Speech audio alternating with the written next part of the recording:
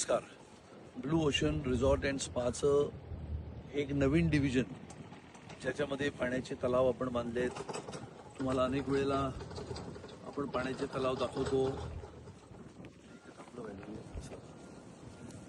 या संपूर्ण विस्तीर्ण परिसरामध्ये जवळजवळ 18 वर्षापूर्वी कोणच यायला तयार नसायचं. हा संपूर्ण प्रदेश कातळाचा होता आणि या कातळाच्या काळ्या दगडाच्या या प्रदेशामध्ये रात्री अपरात्री दिवसा सुद्धा कोणी यायला तयार नसायचं. आणि मग आम्ही एक स्वप्न बघितलं की आम्हाला आपल्या रिसॉर्टला म्हणजे आता आपण समुद्र सपाटीवर जवळजवळ 600 फूट उंच उभे आहोत. आणि मग 600 फूट उंच उभे असताना आपल्याला खाली पिण्याच्या पाण्याच्यासाठी प्रचंड चणचण भासायची. आणि मग यावेळेला पिण्याच्या पाण्याच्या संदर्भामध्ये गेली 7-8 वर्ष आम्ही सतत प्रयत्न करत राहिलो. 2017 आणि 18च्या ह्या 1-2 वर्षाच्या कालावधीमध्ये पहिला तलाव बांधला. 19 ते 23 पर्यंत लक्षात आलं की हा तलाव सुद्धा अपुरा पडतो म्हणून दुसरा तलाव बांधला. करोनामध्ये या सगळ्या परिसरामध्ये प्रचंड झाडी तयार झाली आणि मग झाडी तयार झाली पण एक तलाव तयार होता त्यामुळे बिबट्यांचं सुद्धा वास्तव्य इथे व्हायला लागलं. आणि मग असं करता करता 24च्या अखेरीस लक्षात आलं की आणखीन एक तलाव बांधावा लागेल म्हणून 24 आणि 25 या 2 वर्षामध्ये आणखीन एक तलाव बांधला. आणि आता या परिसराला एक वेगळं वनीकरणाचं स्वरूप द्यायचं म्हणून आता इथे तुम्हाला लक्षात येत असेल आम्ही वनीकरणाचं काम जोरात सुरू केलं.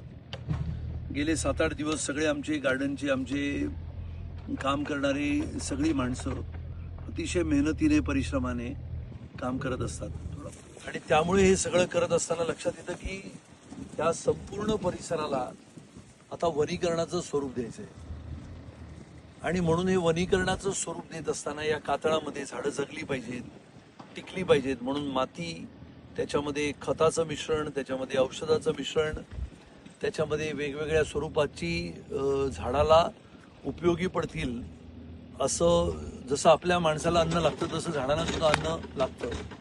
असं करत करत या भागाचा विकास म्हणजेच या भागामध्ये आल्यानंतर आपल्याला शांतपणाने वनीकरणामध्ये म्हणजे 2 प्रकारची वनं तयार होतात.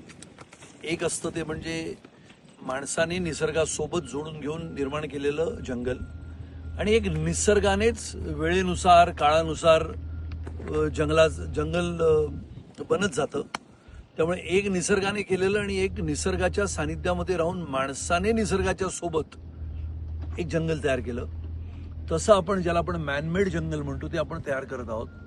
असंख्य वृक्ष इथे आपण लावतो आहोत आणि साधारणपणाने पुढच्या 2-4 वर्षामध्येच या तलावाच्या बाजूला जेव्हा आपण येऊन बसू तेव्हा आपल्या लक्षात येईल की हा तलाव अप्रतिमपणाने पिण्याच्या पाण्याचं संरक्षण करतो. पावसाचं आलेलं पाणी आपण फिल्टरेशनच्या माध्यमातून प्यायला वापरतो.